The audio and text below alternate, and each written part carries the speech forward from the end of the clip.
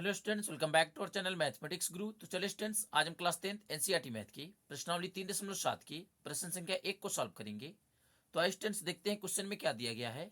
ये देखिए, ये मेरा क्वेश्चन में कह रहा है दो मित्रों अनी और बीजू की आयु में 3 वर्ष का अंतर है। दो मित्र है अनी और बीजू, दोनों के आयु में 3 वर्ष का अंतर है। दोनों का आयु हमें पता नहीं है। चलिए फिर आगे पहले रीड करते हैं, उसके बाद सॉल्व करेंगे। अनी के पिता धर्म की आयु अनी की आयु की दुगुनी और बीजू की आयु अपनी बहन कैथी की आयु की दुगुनी है। कैथी और धर्म की आयु का अंतर 30 वर्ष है। अनी और बीजू की आयु ज्ञात कीजिए। हमें अनी और बीजू की आयु ज्ञात करनी है। हमें पता नहीं है इन दोनों का आयु क्या है, तो हम इसको मानेंगे x और इसको मानेंगे y। लिखेंगे माना कि अनी की आयु x वर्ष तथा बीजू की आयु y वर्ष है। यहाँ देखिए स्टूडेंट्स, मैंने पहले से इसको नोट करके रखा है। अब चलिए इसको सॉल्व करेंगे। जो भी क्वेश्चन में दिया गया है उसके अकॉर्डिंग हम सॉल्व करेंगे। यहाँ पे देखिए, ये मेरा अनी है, ये मेरा बीजू है। दोनों के आयु का अंतर क्या कह रहा था? 3 वर्ष कह रहा था। तो हम अंतर कर लेंगे, इसमें से y को हम अंतर कर लेंगे। अंतर मतलब घटा लेंगे, और 3 वर्ष कह रहा है तो 3। ये हो गया मेरा इक्वेशन फर्स्ट। हमने बड़ा माना है अनी को, तो हम बड़ा में से घटाएंगे छोटे वाले को। देखिए, हमने इसको बड़ा माना तो हम x में से घटाएंगे y।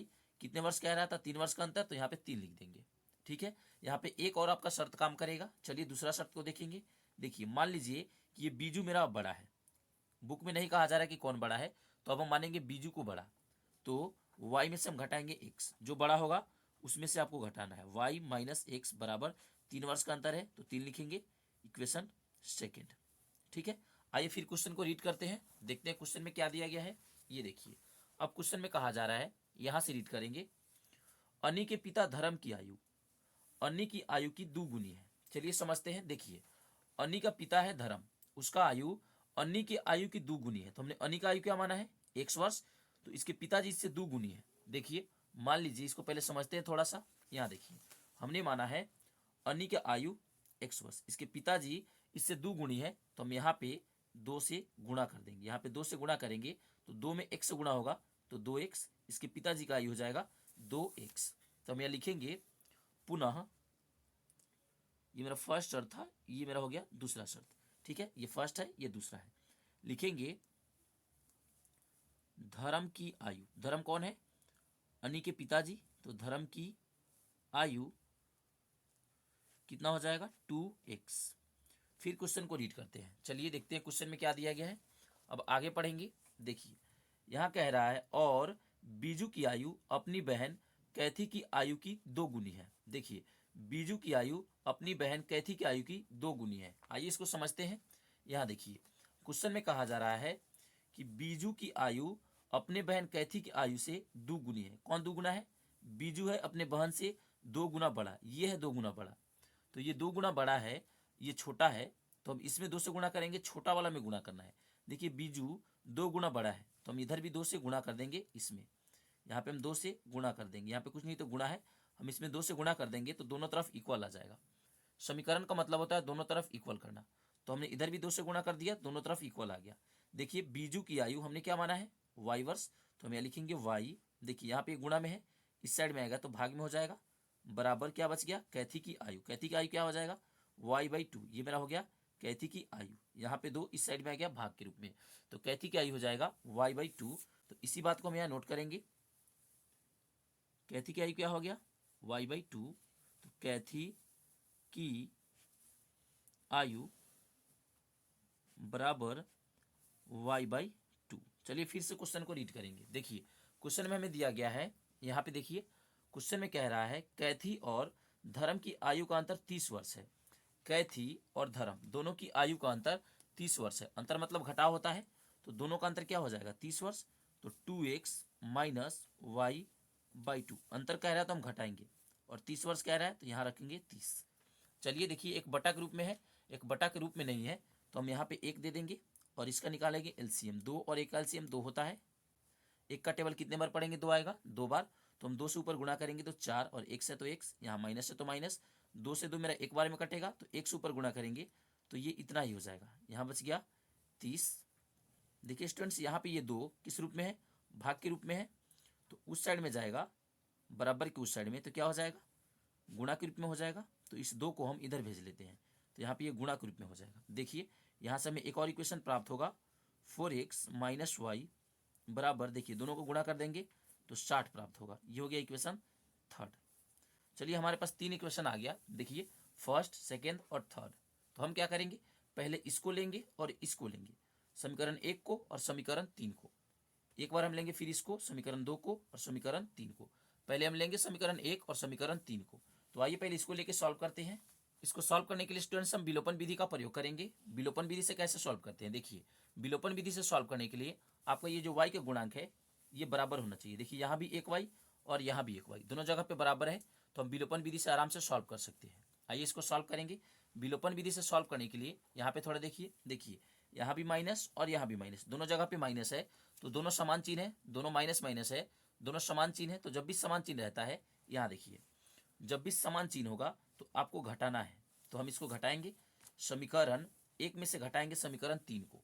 तो यहाँ पे हम नोट करेंगे समीकरण 1 माइनस 3 से, चलिए समीकरण 1 से समीकरण 3 को हम घटाएंगे। यहाँ पे लिखते हैं समीकरण क्या है मेरा, फर्स्ट इक्वेशन है x माइनस वाई बराबर 3, ये थर्ड है 4x माइनस वाई और बराबर 60।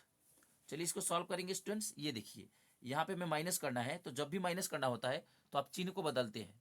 वैसे भी आप यहाँ देख सकते हैं ये भी माइनस में वाई, ये भी माइनस में वाई, दोनों नहीं कटेगा, तो आपको किसी एक को कटाना है तो आप चिन्ह को बदलेंगे। यहाँ माइनस है तो माइनस को उल्टा प्लस, यहाँ पे कुछ नहीं तो प्लस है तो प्लस को उल्टा माइनस, यहाँ भी कुछ नहीं तो प्लस, यहाँ भी कुछ नहीं तो प्लस, प्लस का उल्टा माइनस। देखिए एक प्लस में वाई एक माइनस में वाई, ये मेरा कट गया। क्या बच गया, एक एक्स में से घटाना है, देखिए ये कुछ नहीं तो एक एक्स है, एक एक्स में से हमें घटाना है 4x, कितना प्राप्त होगा, माइनस में 3x, चूंकि नहीं घटेगा तो माइनस में घटेगा। देखिए 3 में से घटाना है 60, 3 में से 60 नहीं घटता है तो उल्टा घटाएंगे तो -57 प्राप्त होगा। देखिए ये माइनस मेरा कट गया, यहाँ से हमें x का वैल्यू प्राप्त होगा। यहाँ पे आप देखिए ये हो जाएगा x बराबर 57 बटा, यहाँ देखिए कुछ नहीं तो गुणा में है, इस साइड में आएगा तो भाग में हो जाएगा, ये और ये कट जाएगा मेरा 19 बार में, तो x का मान आ गया 19। ठीक है, चलिए ये जो मेरा x का मान प्राप्त हुआ है उसको आप पुट करेंगे समीकरण 1 में या फिर 3 में, आप किसी में भी पुट कर सकते हैं। तो आइए इस मान को हम पुट करेंगे समीकरण 1 में, लिखेंगे x का मान, चूंकि ये x का मान निकला है तो हम x का मान रखेंगे समीकरण 1 में। यहाँ नोट करेंगे x का मान समीकरण 1 में रखने पे, समीकरण 1 में रखेंगे, समीकरण 1 को यहाँ पे नोट करते हैं। समीकरण 1 कौन सा है, यहाँ पे देखिए ये था x माइनस वाई बराबर 3। चलिए x का मान हमें प्राप्त हुआ है उसको यहाँ पे नोट करेंगे। x का मान क्या है 19, तो यहाँ 19 रखेंगे, माइनस वाई है तो माइनस वाई, बराबर में 3 है तो बराबर में 3। देखिए दोनों अचर को हम एक साइड में करेंगे, चलिए एक साइड में कर लेते हैं। ये मेरा हो जाएगा माइनस में वाई बराबर ये 3, यहाँ देखिए ये प्लस में है, इस साइड में आएगा तो क्या हो जाएगा माइनस में, ये हो गया माइनस में वाई बराबर 3 में से घटाएंगे हम 19, कितना प्राप्त होगा माइनस में 16, ये और ये मेरा कट गया, दोनों तरफ माइनस है तो कट जाएगा। यहाँ से हमें प्राप्त होगा y का वैल्यू, देखिए y का वैल्यू क्या प्राप्त होगा, y बराबर हमें 16 प्राप्त होगा। यहाँ देखिए हमने y का भी वैल्यू प्राप्त कर लिया और x का भी वैल्यू प्राप्त कर लिया। चलिए फिर देखिए हमने लिया था समीकरण 1 और 3 को, अब हम लेंगे इस समीकरण को, समीकरण 2 और समीकरण 3 को, समीकरण 2 को लेंगे और 3 को लेंगे। एक बार हमने लिया था फर्स्ट और थर्ड को, अब लेंगे सेकेंड और थर्ड को। चलिए यहाँ देखिए यहाँ माइनस में x है, यहाँ प्लस में x है, यहाँ कुछ नहीं तो प्लस में x है, यहाँ पे प्लस में x, यहाँ पे माइनस में x। चलिए देखिए एक प्लस में है एक माइनस में है, दोनों अलग अलग चिन्ह है, तो देखिए यहाँ पे जब भी चिन्ह मेरा विपरीत रहेगा, भिन्न भिन्न चिन्ह रहेगा, तो आपको जोड़ना है। दोनों चिन्ह अलग अलग है, एक्स वाला को देखिए ये एक्स वाला प्लस में है, ये एक्स वाला माइनस में है, तो एक प्लस में एक माइनस में अलग अलग चिन्ह है, तो हम इन दोनों को जोड़ेंगे। यहाँ पे साइड में लिखते हैं, लिखेंगे यहाँ से समीकरण 2 और प्लस 3 से, हम 2 और 3 को ले रहे हैं इसलिए हम 2 और 3 से लिखेंगे। चलिए समीकरण 2 को यहाँ पे नोट करेंगे, देखिए समीकरण जो दिया गया हमको उसको हम यहाँ पे नोट करेंगे। क्या समीकरण दिया गया है, y माइनस एक्स बराबर 3, उसी तरह ये देखिए 4x माइनस वाई बराबर 60। देखिए इसको सॉल्व करेंगे, यहाँ देखिए जब भी हमें जोड़ना होगा तो आप चिन्ह को नहीं बदलेंगे, जोड़ने में चिन्ह नहीं बदलता है, घटाव में चिन्ह बदलता है। ये जोड़ हो रहा है तो चिन्ह नहीं बदलेगा। देखिए यहाँ पे ये प्लस में वाई है, ये माइनस में वाई है, एक प्लस में एक माइनस में, ये मेरा कट गया, दोनों तरफ कट गया। देखिए माइनस में एक्स और यहाँ पे ये प्लस में 4x, ये क्या है, माइनस में x है, ये प्लस में 4x है। यहाँ आइए समझते हैं। देखिए हमें 4x में घटाना है 1x, कितना प्राप्त होगा, 3x। 4x में हमें घटाना है कितना, 1x, तो 3x प्राप्त होगा, बराबर। देखिए यहाँ पे जोड़ेंगे, क्योंकि यहाँ पे जोड़ है। यहाँ पे देखिए हमने क्यों घटाया है, यहाँ पे समझ लीजिए। देखिए यहाँ पे -x था और यहाँ पे +4x था, हमें जोड़ना था, लेकिन यहाँ पे ये माइनस आ गया है, जिस कारण से ये मेरा घट गया है, नहीं तो ये भी मेरा जुट जाता। तो हमने 4 में से घटाया है 1, तो हमें 3 प्राप्त हुआ, यहाँ x है तो x। अब देखिए 3 में जोड़ेंगे 60, कितना प्राप्त होगा, 63। यहाँ पे जोड़ कहा जा रहा है तो जोड़ेंगे, यहाँ पे माइनस आ गया था, इसी कारण से ये घट गया, माइनस नहीं आता तो नहीं घटता। चलिए देखिए ये हो जाएगा x बराबर 63। यहाँ पे देखिए ये कुछ नहीं तो गुणा के रूप में है, इस साइड में आएगा तो भाग के रूप में हो जाएगा, तो ये और ये मेरा कट जाएगा। कितना से कटेगा, ये मेरा हो जाएगा 21 बार में कटेगा। देखिए x का वैल्यू हमें प्राप्त हो गया। अब ये जो x का वैल्यू प्राप्त हुआ है उसको आप रख सकते हैं समीकरण 2 में या फिर 3 में। आइए हम इसको 2 में रखेंगे, या लिखेंगे x का मान समीकरण 2 में रखने पे, समीकरण 2 को यहां पे नोट कर लेते हैं। देखिए समीकरण 2 मेरा कौन सा है, ये वाला है, y माइनस x और बराबर 3। मान को पुट करेंगे, x का वैल्यू हमें प्राप्त हो चुका है तो इसी को हम यहाँ पे पुट करेंगे। देखिए x का वैल्यू क्या है, यहाँ देखिए x का वैल्यू मेरा 21 है, y का वैल्यू नहीं दिया गया है तो ये मेरा ऐसे ही उतर जाएगा। x का वैल्यू 21 रखेंगे और बराबर यहाँ पे 3। यहाँ देखिए ये हो गया y बराबर 3। यहाँ पे देखिए ये माइनस में है, इस साइड में आएगा तो प्लस में हो जाएगा, ये दोनों मेरा जुट जाएगा। y का वैल्यू हमें प्राप्त हो जाएगा 24। यहाँ से हमें y का भी वैल्यू प्राप्त हो गया। देखिए स्टूडेंट्स हमने x और y दोनों का वैल्यू ज्ञात कर लिया, यहाँ भी हमने x और y के ज्ञात किया था, यहाँ भी हमने x और y दोनों का वैल्यू ज्ञात कर लिया। इससे हम क्या अनुमान लगाते हैं, आइए यहाँ पे देखते हैं हमने क्या माना था। ऊपर देखिए हमने यहाँ पे माना था, देखिए अन्नी की आयु x वर्ष और बीजू की आयु y वर्ष, लेकिन यहाँ पे दो आंसर आया है, 2x का आंसर आया है और 2 बार y का आंसर आया है, देख सकते हैं आप यहाँ पे। तो ये मेरा x का आंसर है, यहाँ भी x का आंसर है, 2 आंसर आ गया x का और 2 आंसर आ गया यहाँ पे y का। यहाँ देखिए और यहाँ देखिए, तो हम कह सकते हैं अन्नी की आयु क्या हो जाएगा, 19 या फिर 21 वर्ष होगा। 2 आंसर आया है तो 2 बार हम कह सकते हैं।